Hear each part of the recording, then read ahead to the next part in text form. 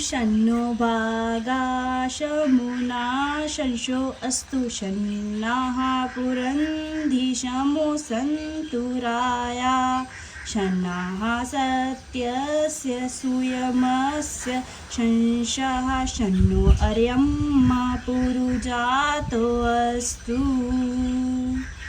गुरुदेव, आप कृपया शांति प्रकरणम के इस दूसरे मंत्र का भाव समझाने की कृपा करें। धन्यवाद।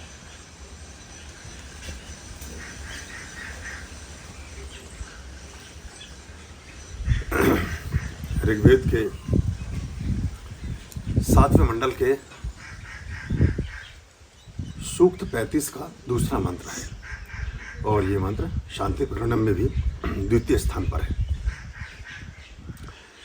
इस मंत्र के माध्यम से वेद के ऋषि कहते हैं कि ओम शनो भगः शमुनः संशो अस्तु शन्नाः पुरन्धि शमु सन्तु रायाः सन्नाः सत्यस्य सूयमस्य संसाः सन्नो अर्यम पुरुजातो अस्तु। इसके देवता जो हैं विश्वदेव हैं, जिनको ये ध्यान में रख करके, चूँकि हर वेद के जितने मंत्र हैं उनके पर्टिकुलर देवी और देवता हैं जो निश्चित किए गए हैं, उसी के आधार पर उन मंत्रों का एक आधान किया गया।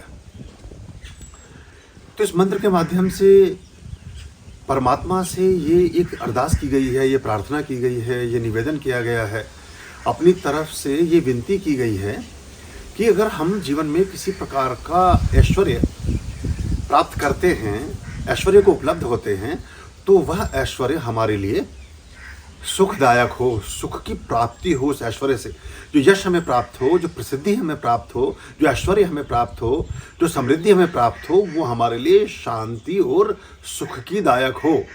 जो प्रशंसा हमें प्राप्त हो, उससे हमारे मन में विकार ना उत्पन्न होते हों, उससे हमारे मन में अहंकार ना पैदा होते हों, वो भी हमारे लिए सुख कारक हो, शांति कारक हो।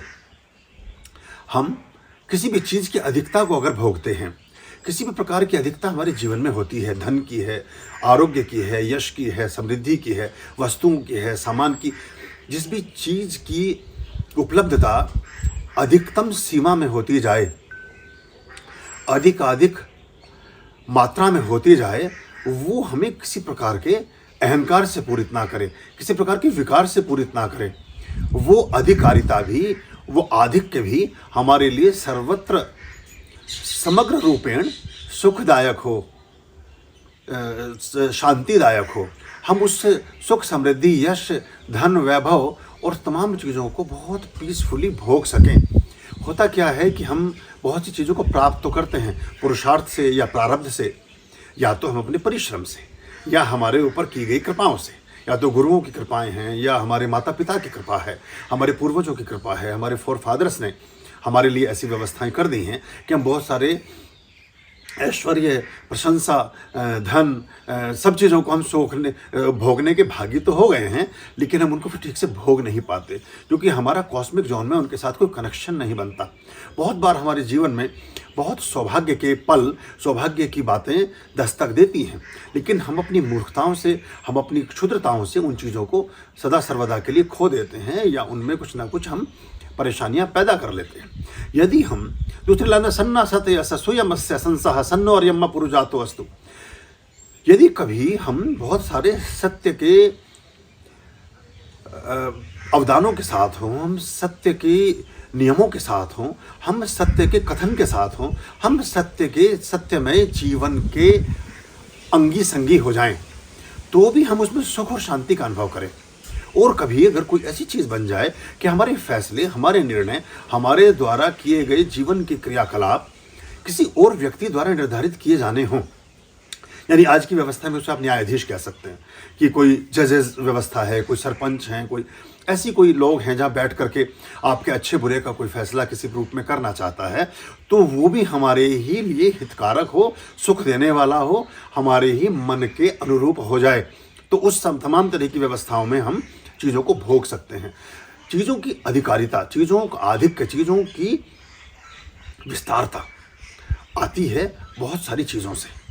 बहुत प्रचुर मात्रा में धन एक ऐसा व्यक्ति भी पैदा कर सकता है जो गलत तरह के कृत्यों में संलिप्त है, जो कोई गलत कार्य करता है जीवन में। मतलब उदाहरण के तौर पर एक स्मगलर के पास भी बहुत पैसा हो सकता है, किसी समाज में गलत कृत्य को करने वाले के पास भी बहुत पैसा हो सकता है, लेकिन उस पैसे का भोग वो क्या सुख, शांति, सौहार्द, मित्रता, प्रेम और पूरे मनोयोग से कर पाता है कि नहीं? बस ये सारा खेल इसी बात का है। वरना तो पैसा तो बैंक में भी भरा पड़ा है, लेकिन आप उसके भोगी जब बनते हैं, योग और भोग ये दो विषम परिस्थितियां होती। योग तो हो सकता है बहुत सी चीज़ों का, उसका भोग होने के लिए आपका भाग्य का होना बड़ा जरूरी है। और भाग्य को हम आम भाषा में, आम बोलचाल की भाषा में भाग भी बोलते हैं। भाग, जैसे अगर आप देशज भाषा में जाएं तो कहेंगे इसके तो भाग में ये लिखा था, यानी वो भाग्य की बात करें। तो भाग यहाँ हिस्सा भी बताता है, आपका हिस्सा। भाग कहते हैं हिस्से को भी, कि आपके भाग में क्या मिला, यानी आपको कितने भाग मिला। 1/4 भाग है, 1/6 भाग है, 1/2 भाग है। भाग क्या है? और भाग और भाग्य ये लगभग एक ही जैसी चीज़ें हैं। तो आप उस भाग को भोग सकें, इसके लिए आपका भाग्य प्रबल हो, ये परमात्मा की प्रार्थनाओं से बिना नहीं संभव है, हो नहीं सकता है।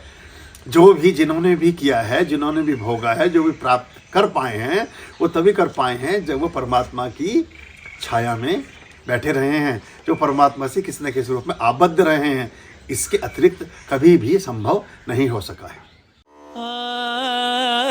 आर्याम अभयाम भज रे।